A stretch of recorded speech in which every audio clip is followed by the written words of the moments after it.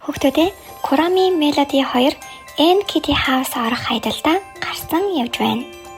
Энэ хоёр маань хүмүүс бидэндээ харьцуулахад жаахан учраас N Kitty House хүрэх зам хол байгаа нь ойлгомжтой. 1, 2, 3, 4, 5. Хоёулаа гэрээсээ гараад 5 өдөр явж байгаа юм байна. Замдаа ч нийлэдгүй л төрлөө. N Kitty House харагдаад хэллээ шүү.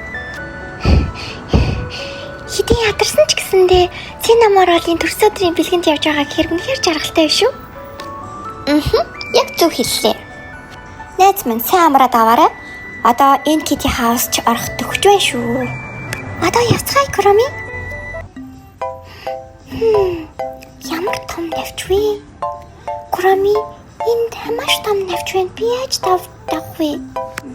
Давах хэрэггүй дээ. Хамтдаа тойроод л гарын намайг хүлээж.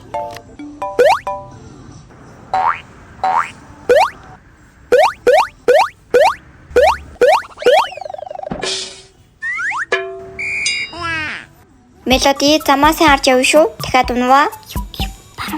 Баруун. Ойлголоо Kurami. Цас орно гэдгийг огт төлөвлөөгүй юм байна шүү.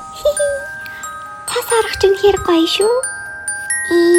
Гэтээ би дарах гэдэг нь Kurami. Melody, би чамайг маш сайн ойлгож байна. Гэхдээ хоёулаа одоо л хүчтэй зоригтой байх хэрэгтэй шүү. Хоёулаа N Kitty House дэлгүүрээс ганцхан Цинаморолын төрсрийн өдрийн бэлгийгч биш, Монгол үндэсний баяр болох цагаан сарынхаа бэлгийг чадах чинээгээрээ даах чинээгээрээ аваад явна.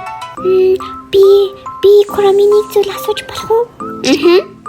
Миний юунд дуртай бас намайг ямар бэлэг авмаар байгааг хамгийн сайн мэдэх хүн гэвэл би өөрөө. Тэгэхээр би өөрийнхөө бэлгийг өөрөө сонгомоор энэ болох юм уу Kurami? Нэрээ сандаг санаа шүү.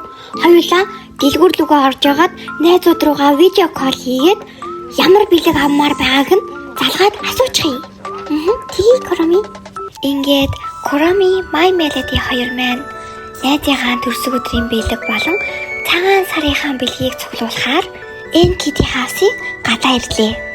Гадаа цас ороод идэг. Энэ хоёр мэнэрэ даарсандаа гэрлүүгээ буцаад явчихгүй байгаа. Хүүхдүүдээ үргэлжлэлийг 3 дугаар ангиасаа үзээрэй.